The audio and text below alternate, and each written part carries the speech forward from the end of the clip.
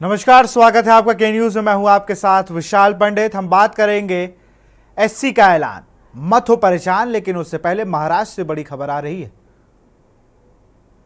नागपुर, महाराष्ट्र से इस वक्त की बड़ी खबर, चामुंडा बारूद कंपनी में भयानक विस्फोट, 5 मजदूरों की मौत, 8-10 मजदूर घायल।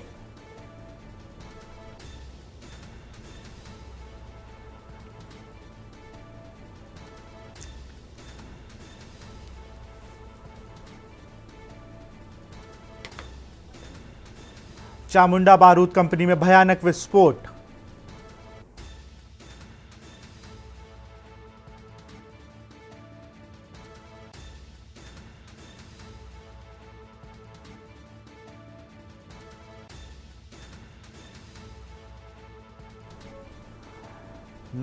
महाराष्ट्र से इस वक्त की बड़ी खबर आपको बता रहे हैं। यहां पर चामुंडा बारूद कंपनी में भयानक विस्फोट हुआ है। 5 मजदूरों की मौत हुई, 8 से 10 मजदूर घायल बताए जा रहे हैं। 5 मजदूरों की मौत, 8 से 10 मजदूर घायल। मृतकों में 4 महिला मजदूर भी शामिल।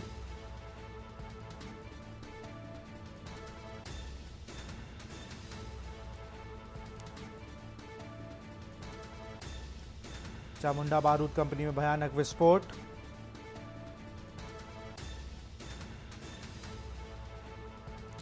पांच मजदूरों की मौत, 8 से 10 मजदूर घायल।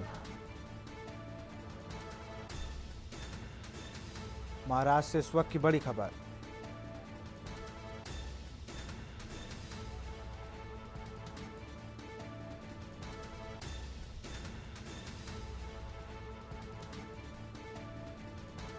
पांच मजदूर की मौत, 8 से 10 मजदूर घायल बताए जा रहे हैं।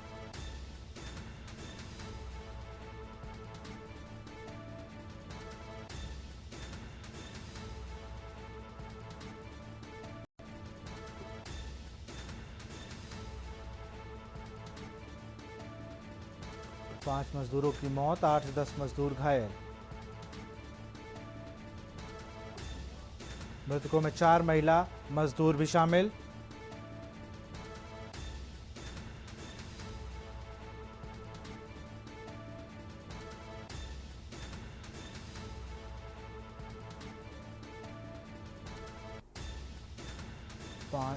महाराष्ट्र से खबर आपको बता रहे हैं, जहां पर चामुंडा बारूद फैक्ट्री में माफ करिएगा, विस्फोट हुआ है। और इसी खबर पर अधिक जानकारी के साथ महाराष्ट्र से जितेंद्र जाधव हमारे साथ जुड़ चुके हैं। जितेंद्र, अगर बात की जाए तो एक बड़ा हादसा हुआ है। ये हादसे की वजह क्या बताई जा रही है और जो घायल है उनकी स्थिति क्या है? सुबह 12 बजे जो नागपुर में चामुंडा बारूद कंपनी है उसमें एक बड़ा हादसा हो चुका है, स्फोट हो चुका है। उसमें 5 लोगों की जगह जान गई है और कई 10-12 लोग तो घायल अभी भी बताए जा रहे हैं। कई घायलों को नीचे अस्पताल में लेके गए हैं और 4-5 लोगों की हालत बहुत गंभीर है। जी बिल्कुल, अगर बात हम करें जिस तरीके से जितेंद्र, हादसे की वजह क्या थी? हादसे की वजह अभी भी सामने नहीं आई, लेकिन ये बारूद बनाने वाली एक कंपनी है। इससे पहले एक संभाजीनगर में भी ऐसा ही हादसा हो चुका था, उसमें 5-6 लोगों की जान गई थी। उनके बाद महाराष्ट्र में एक दूसरा हादसा है नागपुर में होने वाला। बहुत बहुत शुक्रिया तमाम जानकारी के लिए जितेंद्र। तो चामुंडा बारूद कंपनी में भयानक विस्फोट हुआ है, लगभग दोपहर 12 बजे की ये घटना है, जैसा हमारे सहयोगी जितेंद्र जाधव ने बताया।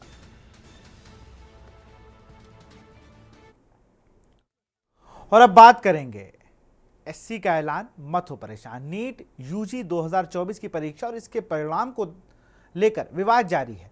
इसी बीच परीक्षा को लेकर कोर्ट का बड़ा फैसला आया।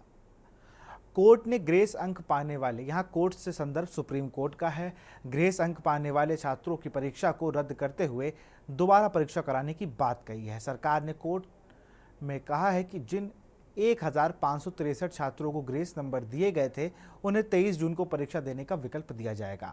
वहीं नेशनल टेस्टिंग एजेंसी ने दलील दी है कि इसका परिणाम 30 जून से पहले आ जाएगा। सुप्रीम कोर्ट ने गुरुवार को अहम टिप्पणी करते हुए कहा कि छात्रों को डरने की जरूरत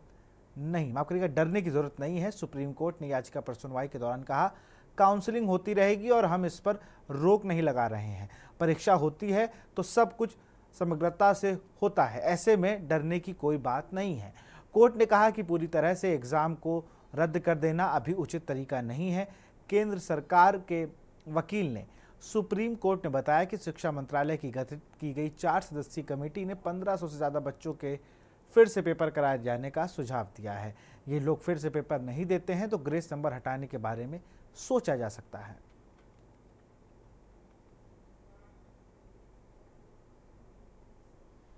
आप जैसे कि देख सकते हैं कि नीट का रिजल्ट जिस दिन आया, वो रिजल्ट आना था 14 तारीख को, वो रिजल्ट आया 4 तारीख को जिस दिन इलेक्शन के रिजल्ट्स आने थे। और उसके साथ साथ काफ़ी सारे उससे पहले डिस्क्रिपेंसीज हुए हैं, जैसे कि नीट के जो रजिस्ट्रेशन होता है उसको जब क्लोज कर दिया गया, उसके 15 दिन बाद फिर 2 दिन के लिए रजिस्ट्रेशन को ओपन किया गया। उसके साथ साथ जो है पेपर लीकेज के वाक़यात हुए। पेपर लीकेज के बारे में बताया गया कि सिर्फ राजस्थान में हुआ। आज के इस इंफॉर्मेशन टेक्नोलॉजी के दौर में जब एक जगह पेपर लीक होता है तो वो वायरल होने में बिल्कुल सेकंड्स नहीं लगते हैं। तो ये दूसरी चीज़ हुई। उसके बाद जब रिजल्ट्स अनाउंस हुए, आर्बिट्ररी एनटीए ने जो है उसके रिजल्ट्स को जो है ग्रेस मार्क्स दे दिए हैं, जहाँ पे कुछ स्टूडेंट्स की कंप्लेन रिट पिटिशंस आए कि उनको जो है टाइम लैप्स हुआ, और जो स्टूडेंट्स जिनकी तरफ से रिट पिटिशन नहीं आ सकी उनके बारे में कोई क्लैरिटी नहीं है। तो ये भी आर्बिट्ररी फैसला लिया गया।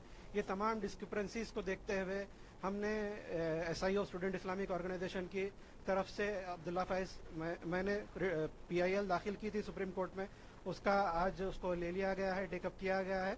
और पहली तो चीज़, एक अच्छी चीज़ ये हुई कि NTA के जो ग्रेवियंस सेल की तरफ से रिकमेंडेशन जो आए थे उसने NTA ने उसको विड्रॉ कर लिया है ग्रेस मार्क्स के ताल्लुक से, और कहा है कि जितने भी स्टूडेंट्स को टाइम लैप्स का कंप्लेन आया है वो तमाम स्टूडेंट्स को जो ग्रेस मार्क्स दिए गए हैं वो ग्रेस मार्क्स के अलावा जो ओरिजिनल मार्क्स है वो दिए जाएंगे, और उनको ये ऑप्शन दिया जाएगा कि वो चाहे तो फिर से री एग्ज़ाम भी लिख सकते हैं। इसके अलावा इन 1500 स्टूडेंट के अलावा दूसरे भी जो रिट पिटिशंस पेंडिंग है हाई कोर्ट्स में या सुप्रीम कोर्ट में, उन स्टूडेंट्स को भी जो है एग्ज़ाम लिखने का, री एग्ज़ाम लिखने का मौका दिया जाएगा। ये एक अच्छी चीज़ है। मगर इसके साथ साथ हम ये समझते हैं कि काफ़ी सारे स्टूडेंट्स ये अफोर्ड नहीं कर सकते हैं कि वो हाई कोर्ट को जाए और किसी किस्म का रिट पिटिशन फाइल करे। तो ये विंडो को ओपन कर दिया जाना चाहिए था, पर किया नहीं गया है। उसके साथ साथ हमने एक SIT भी डिमांड की है कि ये तमाम जो डिस्क्रिपेंसीज हो रहे हैं इतने बड़े लेवल पे और इतने मुसलसिल तौर पे, उनके ताल्लुक से एक इन्वेस्टिगेशन हो, इंडिपेंडेंट एजेंसी सुप्रीम कोर्ट बनाए और सुप्रीम कोर्ट के अंडर में इन्वेस्टिगेशन हो, और जो भी कल्प्रिट पाया जाता है उसके खिलाफ में कार्रवाई हो। Thank you very much. आज कोर्ट ने यह आदेश किया है कि जो भी हमने इश्यूज रेज किए थे रिगार्डिंग ग्रेस मार्क्स को लेके, उसके लिए कोर्ट ने हमको ये आदेश दिया है कि आप कोर्ट ने NTA ने आके ये क्लैरिफिकेशन दिया है, उन्होंने एक कमेटी बनाई और आके ये क्लैरिफिकेशन दिया है कि ये ग्रेस मार्क्स जो है जिसको भी अवार्ड किए गए हैं वो सब दोबारा से इस एग्जाम में अपियर होंगे 23 जून को, और 30 को इसका रिजल्ट डिक्लेयर होगा। इससे क्या फायदा होगा? इससे फायदा ये होगा कि एटलीस्ट ये जो यहाँ पर एनोमलिटीज थी, जो भी प्रॉब्लम्स थी जो हम लोग फेस कर रहे थे, जो आर्बिट्रेरली आपने ग्रेस मार्क्स अवार्ड किए थे, उसको कोर्ट ने हम एक्सेप्ट कर लिया है कि हाँ वहाँ गलतियाँ थी, और NTA ने भी एक हिसाब से उसको एक्सेप्ट ही किया है कि हाँ कुछ गलतियाँ थी, इसीलिए उन्होंने री एग्जामिनेशन के लिए बोला है। और क्या इश्यूज आपने रेज किए थे? और उसके अलावा हमने इश्यूज किए थे, जैसे आपने एग्जाम रजिस्ट्रेशन रीओपन किया एक बार बंद होने के बाद, फिर दूसरा था पेपर लीक की जो घटनाएं हुई हैं उसके बारे में कोर्ट को संज्ञान लेना है, वो इश्यूज हमने रेज किए थे। तीसरा एक हमने SIT बनाने के लिए एक और अपनी प्रेयर रखी है कोर्ट के सामने, जो कि कोर्ट ने बोला कि 8 जुलाई को केस लगा हुआ है, उसी दिन आपकी ये सारी रिपोर्ट, ये सारी सुन जो एक वातावरण बनाई जा रही है कि बहुत बड़ा एनामोलिज हुई है नीट के संबंध में। पिछले दिनों में नीट में आपकी जानकारी के लिए बताऊं 24 लाख स्टूडेंट्स अपीयर करते हैं, लेकिन मैं विद्यार्थियों को मुख्यतः और अभिभावकों को आश्वस्त करना चाहूंगा, भारत सरकार और उसके इंस्ट्रूमेंट NTA कमिटेड है बच्चों को ट्रांसपेरेंट तरीका से अपने संतुष्टि से न्याय देने के लिए। इस बार 24 लाख बच्चे सक्सेसफुली एग्जामिनेशन भी दिए हैं। पेपर लीक का मामला आया है सर? कोई पेपर लीक नहीं बिहार है, में अरेस्ट हुआ है, कोई पेपर लीक नहीं है। मैं आपको विनम्रता से कहूं, पेपर लीक की कोई घटना की कोई पुख्ता प्रमाण नहीं है। ऐसा कुछ कोर्ट के सामने आएगा निश्चित रूप कोर्ट में हुआ है, अर्जी डाली गई है। कोई अर्जी, अरे भाई किसी ने अर्जी डाला है, कोई प्रमाण है क्या? कि कोई क्वेश्चन लिख के कोई भी प्रमाण नहीं है। कुछ जो 1550 बच्चों के लिए जो एक मॉडल अपनाया गया था वो भी कोर्ट रिकमेंडेड एक मॉडल था, लेकिन उसमें से कुछ अनामोलीज आई है। उसके ऊपर भी एक एकेडमिक कमेटी बैठ गई है, उन्होंने रिकमेंडेशन दिया। वो सारा दलील अभी अभी जब हम चर्चा कर रहे हैं कोर्ट के सामने, कोर्ट के फैसला को आने दीजिए। और इसी खबर पर अधिक जानकारी के साथ हमारे विशेष संवाददाता दिल्ली से अखिलेश सिंह जुड़ चुके हैं। अखिलेश, अगर बात की जाए तो एक बड़ा ऐलान किया है सुप्रीम कोर्ट ने। वो 1500 से अधिक बच्चे हैं जो ग्रेस मार्क वाले, उनको फिर से परीक्षा देने की बात कही गई है। बिल्कुल, आपको बताते हैं कि सुप्रीम कोर्ट में जब आज सुनवाई हुई कि देश की सबसे मेडिकल परीक्षा यूजी की नीट की, तो सुप्रीम कोर्ट ने सबसे पहले एनटीए यानी नेशनल टेस्टिंग एजेंसी को आदेश दिया था कि वो अपना हलफनामा यानी शपथ पत्र लगाए और उसके बाद ये बताए कि नीट की परीक्षा में क्या हुआ था। इसके बाद बयान भी उनके तरफ से कोर्ट में रिकॉर्ड किया गया और कहा गया कि जिन बच्चों को ग्रेस मार्क दिए गए उनके साथ बस हुआ है, उसके बाद पेपर लीक नहीं हुआ। इन तमाम चीजों के बाद सुप्रीम कोर्ट ने आदेश दिया कि जो ग्रेस मार्क 1563 बच्चों को दिए गए हैं उनके ग्रेस मार्क बच्चों का रिजल्ट ग्रेस मार्क से हटाया जाए और उनके लिए एक परीक्षा आयोजित की जाए। इस परीक्षा के लिए आदि ही अधिसूचना जारी की जाए, यानी आज अधिसूचना जारी करके 23 जून को परीक्षा कराई जाए और 30 जून को उसका रिजल्ट घोषित किया जाए। इन आदेशों के बाद एनटीए ने इस चीज को मान लिया है और मानने के बाद ये सहमति सुप्रीम कोर्ट को भरोसा दिलाया कि वो उनके आदेश का पालन कराएंगे। 1563 जो बच्चे हैं उनके रिजल्ट को वो करवाएंगे, उनकी परीक्षा करवाएंगे और परीक्षा कराने के बाद रिजल्ट घोषित करेंगे। और इसके साथ ही साथ उन्होंने सिरे से खारिज कर दिया कि जो मुद्दा 3 याचिकाओं में उठाया गया था उसमें ये कहा गया था पेपर लीक हुआ है, पेपर लीक नहीं हुआ है, इस चीज को उन्होंने खारिज किया। हाँ, ग्रेस मार्क के जो रिजल्ट हैं उन पर उन्होंने कहा इसमें लेकिन एक शर्त और लगाई है कि जो बच्चे ग्रेस मार्क पास हुए हैं वो चाहे तो दोबारा परीक्षा में शामिल हो सकते हैं, नहीं चाहे तो ना शामिल हो। जो शामिल नहीं होंगे उनके ग्रेस मार्क हटा के ओरिजिनल मार्क्स बच जाएंगे और जो बच्चे ग्रेस मार्क के अलावा परीक्षा में शामिल होना चाहते हैं वो परीक्षा दें, उनके होगा। बाकी काउंसलिंग प्रक्रिया यथावत चलती रहेगी। जी आपका अखिलेश।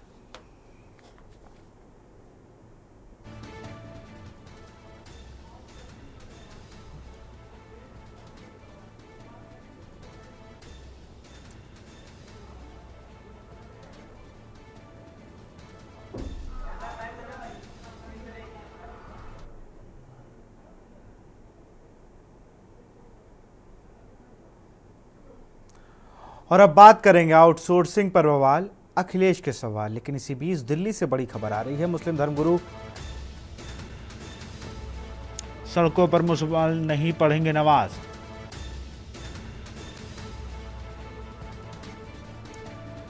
धर्मगुरु फिरंगी महली ने जारी की एडवाइजरी।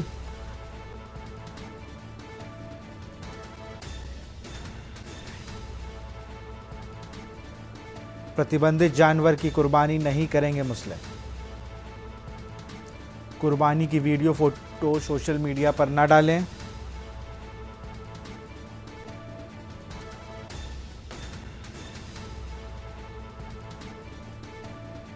सड़कों पर मुसलमान नहीं पढ़ेंगे नमाज।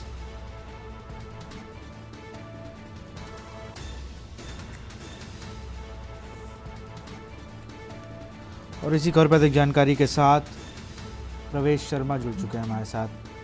प्रवेश, ये हर बार मुस्लिम धर्मगुरु एडवाइजरी जारी कर देते हैं और एक बार फिर राशिद फिरंगी महली ने एडवाइजरी जारी की है।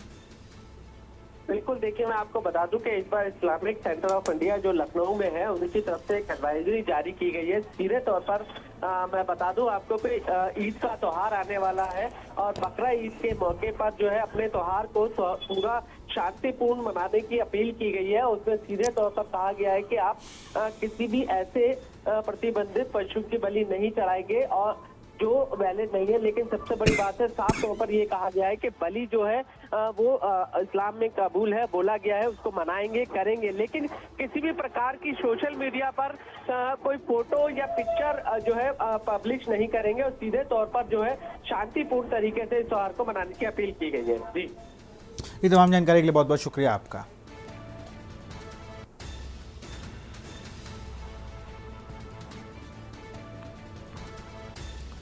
प्रतिबंधित जानवर की कुर्बानी नहीं करेंगे मुस्लिम।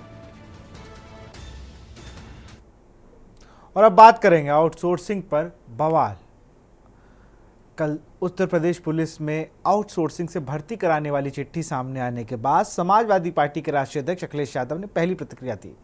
उन्होंने सोशल मीडिया साइट एक्स पर भारतीय जनता पार्टी की सरकार को घेरा और युवाओं के मुद्दे उठाए। सपा प्रमुख ने कहा कि उत्तर प्रदेश में बीजेपी सरकार ने पुलिस व्यवस्था के प्रति लापरवाही भरा नजरिया अपना रखा है, जिसकी वजह से अपराधियों के हौसले बुलंद हैं। एक के बाद एक कार्यवाहक डीजीपी के बाद अब कुछ पुलिस सेवाओं को आउटसोर्सिंग की जा रही है, पर विचार किया जा रहा है। ठेके पर पुलिस होगी तो ना ही उसकी कोई जवाबदेही होगी, ना ही गोपनीय और संवेदनशील सूचनाओं को बाहर जाने से रोका जा सकेगा। बीजेपी सरकार जवाब दे कि जब पुलिस को अपना भर्ती बोर्ड है तो बाकायदा सीधी स्थायी नियुक्ति सरकार क्यों भाग रही है।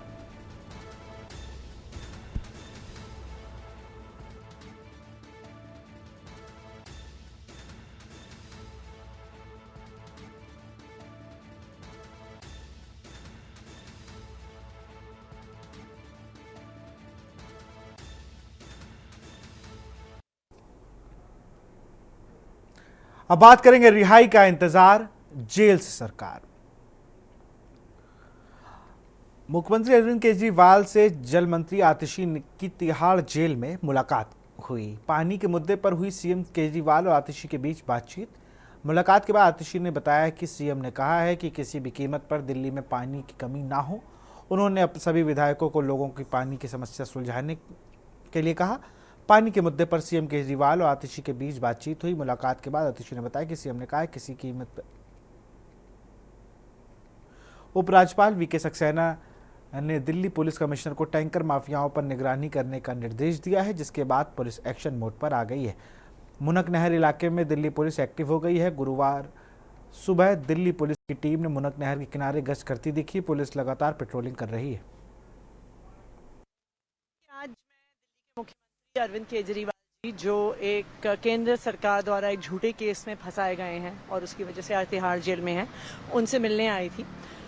जैसा आप सब जानते हैं, अरविंद केजरीवाल जी को अपने से ज्यादा चिंता दिल्ली वालों की है। और जैसे ही मैं उनसे मिलने गई, उन्होंने सबसे पहले बिजली के बारे में और खासकर पानी के बारे में ये पूछा कि उन्होंने कहा कि उन्होंने टीवी पर देखा है कि किस तरह पानी की कमी चल रही है, कि किस तरह से दिल्ली के लोग परेशान हैं। उन्होंने मुझे क्लियर डायरेक्शंस दी हैं कि जो जो भी कदम उठाने की ज़रूरत है वो जल्द से जल्द उठाए जाएं।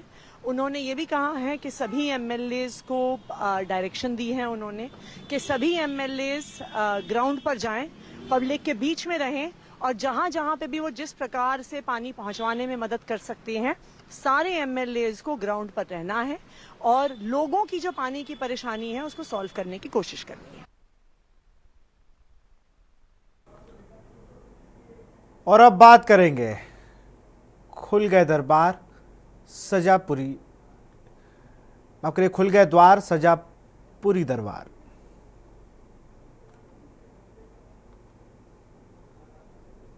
आपको बता दें, लगभग 5 साल बाद उड़ीसा में जैसे ही सरकार बदली, 24 सालों के बाद लगातार 5 सालों से जो 4 द्वार बंद थे, उन्हें मोहन मांझी जो कि वहां के नवनिर्वाचित मुख्यमंत्री, उनकी मौजूदगी में वो सारे द्वार खोल दिए गए।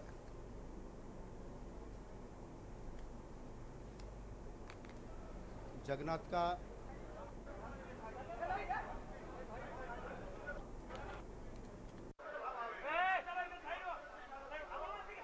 आज नया सरकार बनने के बाद कैबिनेट मीटिंग बैठक बुलाया गया था और बैठक में पहला प्रस्ताव था महाप्रभु जगन्नाथ का जो मंदिर परिसर में जो 4 द्वार है, 3 द्वार अभी बंद है और पब्लिक ने डिमांड किए थे कि 4 द्वार खुलने के लिए, तो वो निष्पत्ति कैबिनेट ने आज पहले प्रस्ताव में लिया। कल सुबह ही जैसे मंगल आरती पूजा शुरू होगा, सरकार स्वयं जाएगा उधर, सब मंत्री परिषद वहाँ जाएंगे। आज ही अभी हम यहाँ निकलेंगे और कल सुबह 4 द्वार हम उपस्थित रहते हुए सब श्रद्धालु को प्रवेश करने के लिए हम स्वागत करेंगे। और निष्पत्ति ले गया। और प्रथम निष्पत्ति, सेकेंड निष्पत्ति है मंदिर का रक्षणाबेक्षण करने के लिए और उनका जो डेवलपमेंट करने के लिए तत्क्षणात फंड्स की ज़रूरत होता है। इसलिए सरकार ने आज कैबिनेट में सेकंड प्रस्ताव में रखे कि एक कॉर्पस फंड करने के लिए, इसमें से नेक्स्ट बजट में हमने 500 करोड़ हम बजट में रखे हैं। वो बजट में पर्पस फंड करने से इसमें से जो प्रॉब्लम भी सडन आता है उसको समाधान किया जाएगा। इसलिए पर्पस फंड एक बनाने का निष्पत्ति लिया। आज नया। और अब बात करेंगे लोकसभा में निराश, उपचुनाव में आस। लोकसभा चुनाव में उत्तर प्रदेश के नतीजों ने इस बार सत्तारूढ़ बीजेपी को निराश किया है। पार्टी की सीटें घटकर आधी रह गई, पर अब आगे विधानसभा उपचुनाव का लक्ष्य है। यूपी में लोकसभा चुनाव के बाद 9 सीटें खाली हुई हैं जिनमें विधानसभा उपचुनाव होना है। वहीं लोकसभा चुनाव के नतीजों के बाद उत्तर प्रदेश में सियासी दलों में खास तौर पर भाजपा और सपा के सामने उपचुनाव का इम्तिहान होगा। यूपी के 9 विधानसभा सदस्य सांसद पहुंचे हैं। ऐसे में अब उनकी खाली हुई सीटों पर न सिर्फ प्रत्याशियों का चयन को लेकर मंथन करना होगा, बल्कि इन सीटों को जीतकर आगे के लिए संदेश देना भी जरूरी होगा। सांसद चुने गए विधायकों के इस्तीफे देने का सिलसिला लगातार जारी है। सपा के 4 और भाजपा के 5 विधायक सांसद बने हैं और इसीलिए ये उपचुनाव दोनों ही खेमों के लिए प्रतिष्ठा का सवाल है। समाजवादी पार्टी के राष्ट्रीय अध्यक्ष और पूर्व मुख्यमंत्री अखिलेश यादव कन्नौज से सांसद चुने गए हैं। ऐसे में उनकी सीट करहल विधानसभा सीट पर सबकी नजर होगी। माना जा रहा है कि इस सीट पर पूर्व सांसद और अखिलेश यादव के भतीजे तेज प्रताप यादव को मौका मिल सकता है। भतीजे तेज प्रताप अखिलेश यादव के विश्वस्त हैं और मैनपुरी और कन्नौज के लोकसभा चुनाव में लगातार सक्रिय रहे हैं।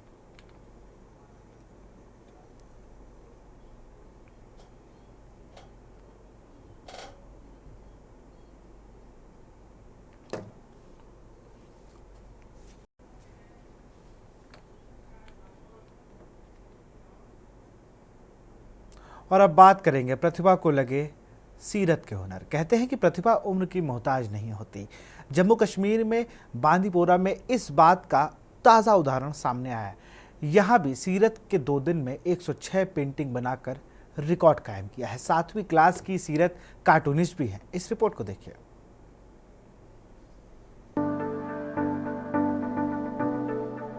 उत्तरी कश्मीर के बांदीपोरा जिले की 19 साल की कलाकार सीरत तारिक ने केवल 2 दिनों में 106 पेंटिंग बनाने का रिकॉर्ड बनाया है। उनका नाम इंडिया बुक ऑफ रिकॉर्ड्स में दर्ज किया गया है।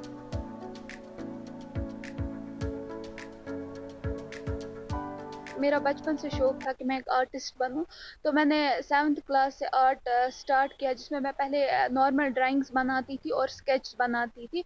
फिर 2019 में जब कोविड हुआ तो मुझे थोड़ा ज़्यादा टाइम मिला अपने आर्ट को बूस्ट करने का, जिसमें मैंने कैलीग्राफी सीखी, एक्रेलिक पेंटिंग सीखी और ऑयल पेंटिंग सीखी।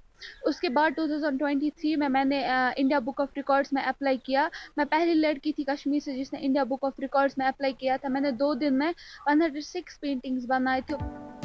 सीरत कार्टूनिस्ट भी हैं। वे सामाजिक मुद्दों को उजागर करने के लिए कला का इस्तेमाल कर कई अखबारों के लिए कार्टून बनाती हैं।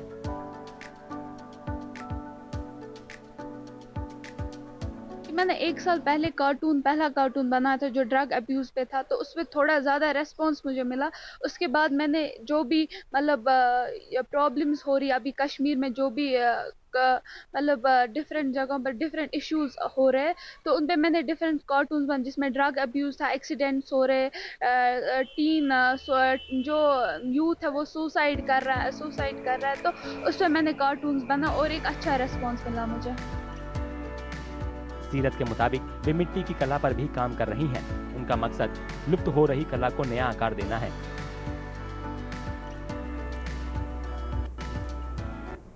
तो फिलहाल खबरों में इतना ही। देखते रहिए के न्यूज़ इंडिया। नमस्कार।